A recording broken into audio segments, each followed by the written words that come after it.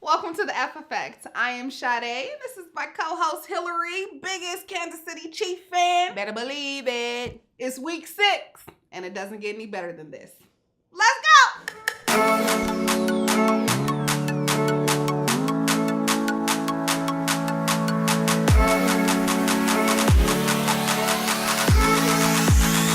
Welcome back to the F Effect. Week 6. Let's go. Let's kick it off with some score recaps. Yes. So the LA Rams took on the Detroit Lions. Detroit walked away with the victory of 31-28. Second straight game, Detroit won the game based off their kicker and then an interception from the defense. Yeah. So shout out to Detroit Lions again with the victory of 31-28 over the LA Rams. Moving right along to the Baltimore Ravens against the New York Giants. New York walked away with the victory of 27-23. Odell Beckham, wide receiver for New York, had an amazing game. He had 8 catches, 222 yards, and 2 touchdowns. Catching peanuts go a long way. Goes a long way. Career high game for him. So shout out to Beckham and the Giants with, again, a victory of 27-23. Big upset. Miami Dolphins took on the Pittsburgh Steelers and won with the score of 30-15. Big Ben. I think it was a lot of partying. They was in Miami, so they was probably kicking it hard. But Right. again, shout out to Miami for that victory of 30-15 versus the Pittsburgh Steelers. Philadelphia Eagles got another loss against the Washington Redskins. This is a huge rival. Redskins Huge. walked away with the victory of 27-20. And then there was Sunday Night Football. Indiana Colts versus the Houston Texans. Houston Texans came back to win that game in overtime with a score of 26-23. Crazy.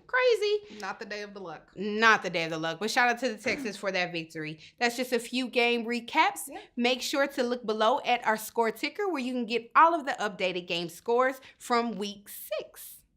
Moving right along, let's get into our favorite team breakdown.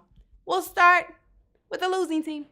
We lost 2 in a row. And I'm going to keep it short Back and to back. simple. Short and simple. We lost. Why? You can't win a game with 2 fumbles, missed kick, safety in the end zone, a called back touchdown due to penalties, but then have 12 penalties totaling over 100 yards. What? It defeats everything that Simeon did when he even threw for over 246 yards. It was light on the running game. And, Rivers just pulled it out. I'm not going to say they did too much, but we did everything wrong. So San Diego... Well, not everything. You got 2 offside kicks.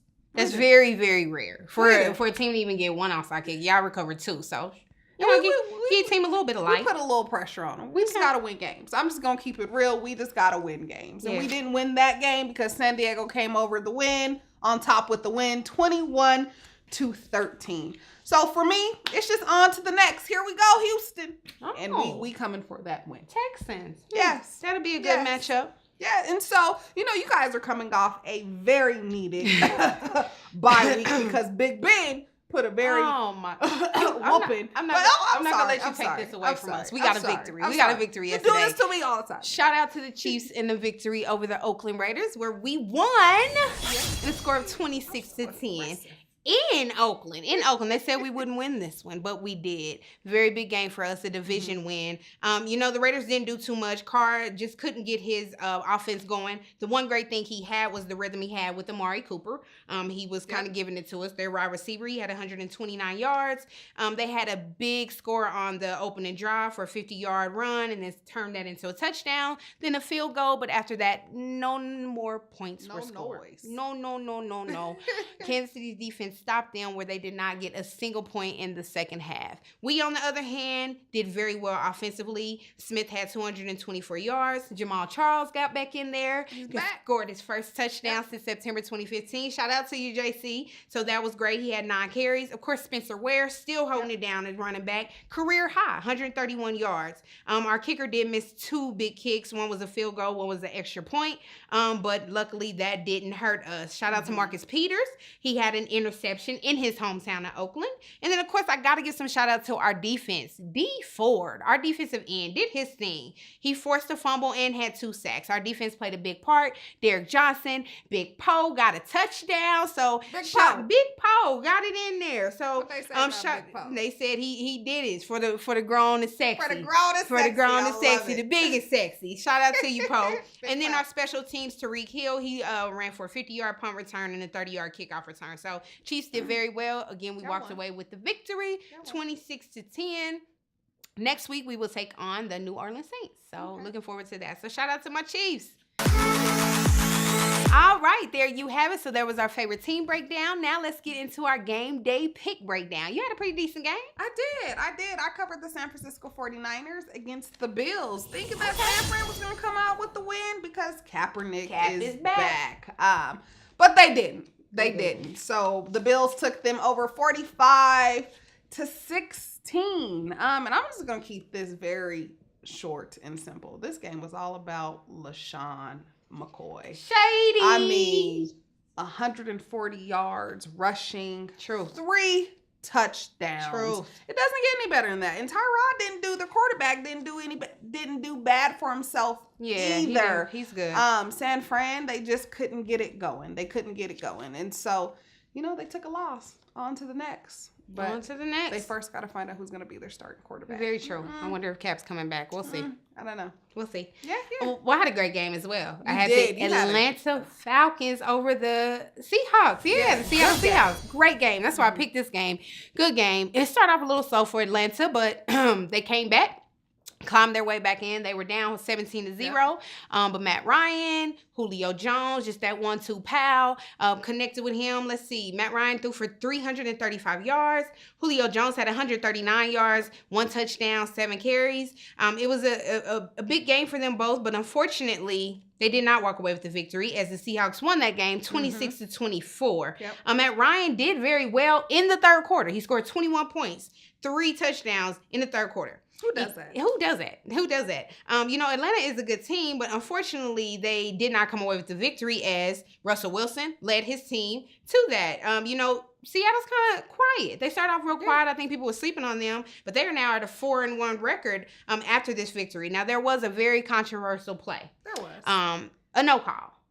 What happened was Matt Ryan was to throw the ball to Julio Jones. This was with a minute and a half in the fourth quarter, get a chance to win the game. He went for the ball. Julio went for the ball. He looked like he was grabbing it with one hand, but it turned to find out that Richard Sherman, cornerback for Seattle, was holding him. I saw it. Everybody, you saw it. Everybody at home saw it, but the refs didn't see it. So you know what that's called?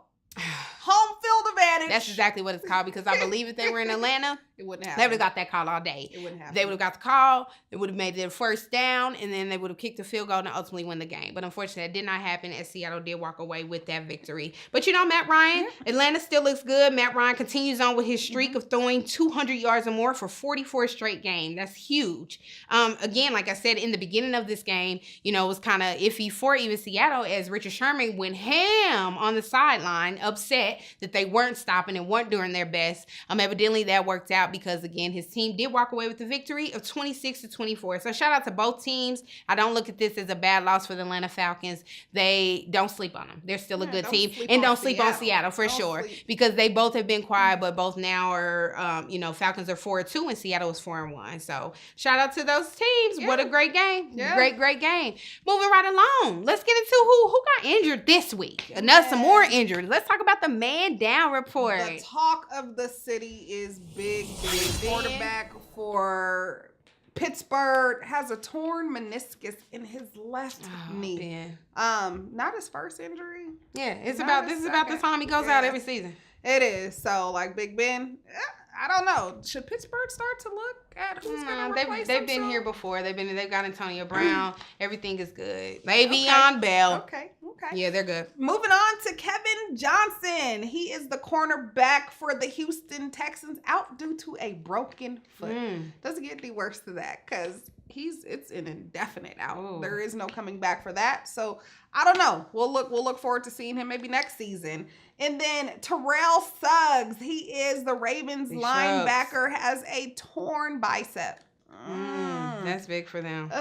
Yeah, it's just too much, but not too many that I have to report on this week. That's good. That's good. And so for those that we did mention and those that we did not mention who were injured in week 6, get better. Get well soon. And get back on the field. For sure. Hey. All right, there's our Mandel report. Let's move right along into some news. So what's happening? What's the tea? I know last time I said the juice. What's the tea? Cam Newton. Not taking losing very well, as we've known before. Keep in mind, this was the MVP for last year. Yeah. Carolina's not doing well. They have a 1-5 record right now. They got defeated by the Saints this past week, 41-38. During the press conference, Cam pretty much didn't answer any questions. Most questions that came his way was, next question, we will do our best to improve.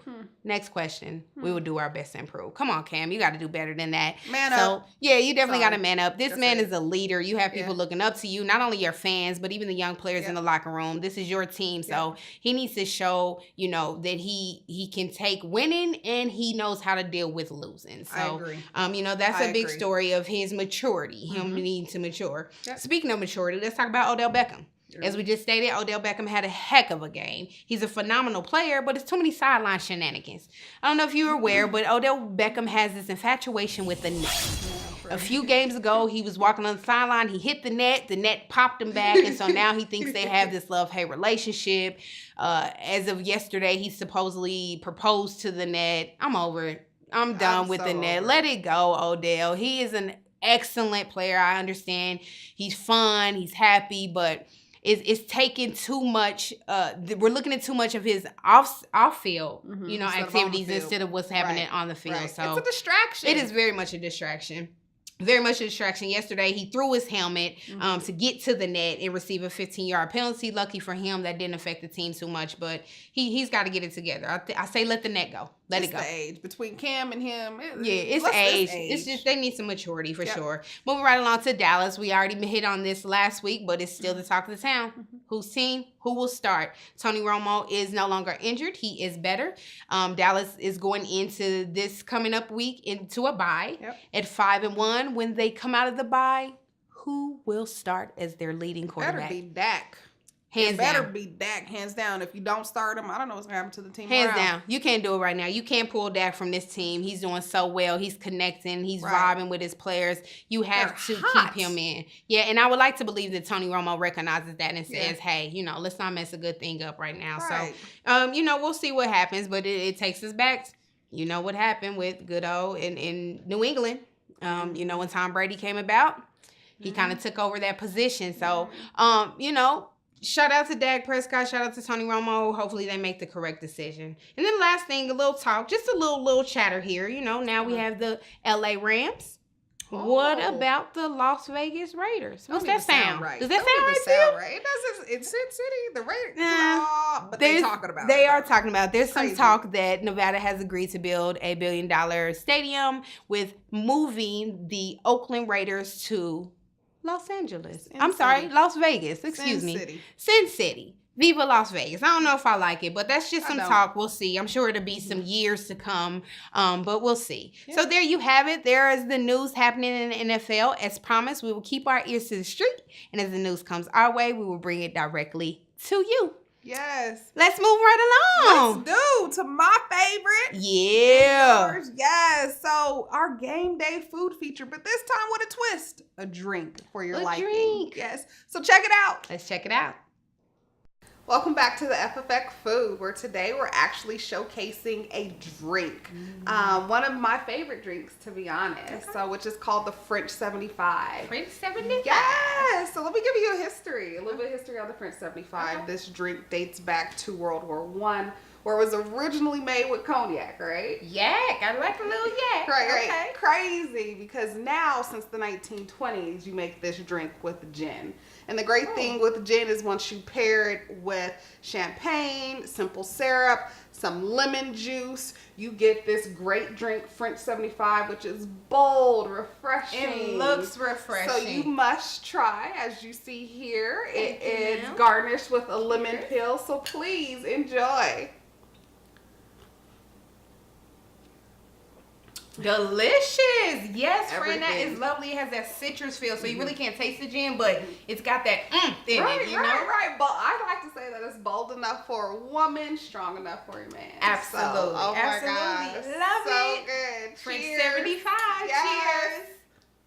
Lovely. Such a sophisticated, sexy drink, but it's a crowd pleaser. You can whip that up and everyone can take part in that. So all of you out there, make sure you get that recipe. Can't and go wrong. French 75. hook up a French 75. Perfect. Yes.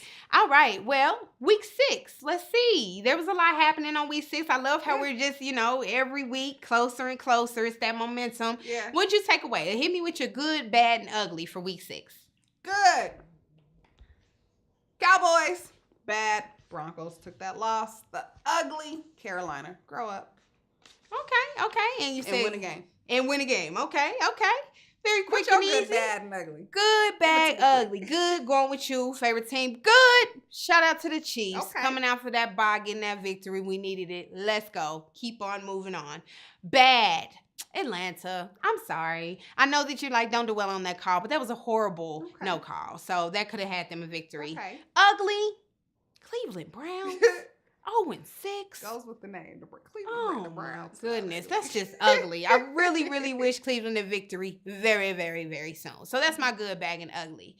This Thursday, NFL Week 7 will kick off with the huge rival with the Green Bay Packers taking on the Chicago Bears. Will be a great game. Yep. Just to kick off for the Week 7. So tons of games happening. I am going to choose for my game day pick. I'm going to go with the Indianapolis Colts against the Tennessee Titans. That's who they'll be taking on. That should be a decent game. Andrew hasn't been doing a lot. I want to see Luck get some luck. So that's the game I will be catching, and I am going to push for the Colts to come out with the victory for sure. What's your game pick? I have no choice but to go for the Browns against the Bengals. Don't get it twisted. Still a Bengals fan. Okay. But I'm just hoping for some of that luck maybe to rub off on the Browns. Yes, Browns. I need them to win the game. I need you to win the game. Just one. Just one. Don't go 0-7. Don't do it. Yeah. So that's who I'm covering. Yes. Okay, for sure. Well, there you have it. Those are our game picks for week 7. We will be kicking that off again Thursday, and we cannot wait. But before we depart, it's only right that we hit you with an F Effect Challenge. Challenge. So last week we didn't do a challenge. We wanted you to just continue to get familiar with your team and all of the previous challenges we've given you. This week we're going to switch it up. We've been focusing on positions. Let's talk about something that's often called penalties. Penalties can win. They're a deal breaker. Can make a game and lose a game. We lost. One game that I heard a lot of penalties was the Broncos against the Chargers. I promise every time I turned around, penalty, and the main one, holding. As you just see, my lovely holding. Again. My lovely co-host has just gave you what a holding call looks like. So this is holding. So we are going to speak on the holding. Holding, let me give you a definition. Holding, a penalty assessed when a defensive player grabs another player in order to gain an advantage or to impede the player's progress. This call looks like holding. So you will see that often. Anytime you hear that call, you know that it's against the defense. It can happen at the line of scrimmage. It can happen, on trying to get a pass. So holding can be called on a defensive player. The least penalty for holding is a 5-yard penalty and an automatic first down. So again, our penalty of the day is holding. So that is our challenge for you to get not only familiar with the positions, but also all things related to football, including the penalties. So look back next week where we will hit you with another F Effect Challenge. There you have it. Yeah. Week 6 is a wrap. And on to the next. On to the next. We will tune in next week where we will be touching week 7 of NFL football. Thank you so much for joining us. We appreciate your love. We appreciate your support. Please make sure to like us, subscribe, and most important, comment. We want to hear your feedback. Tell us what you hear. You know, one thing I didn't mention, NFL Thursday. Did you see the Broncos uniforms? Yes. The color rush that we just talked about the week before. Love it. Love. So hit us with some comments. Let us know what you're seeing during the week. We want to hear, we want to talk, we want to chat. Again, thank you so much. And until next time, stay fresh. Stay fly. But most important, stay football.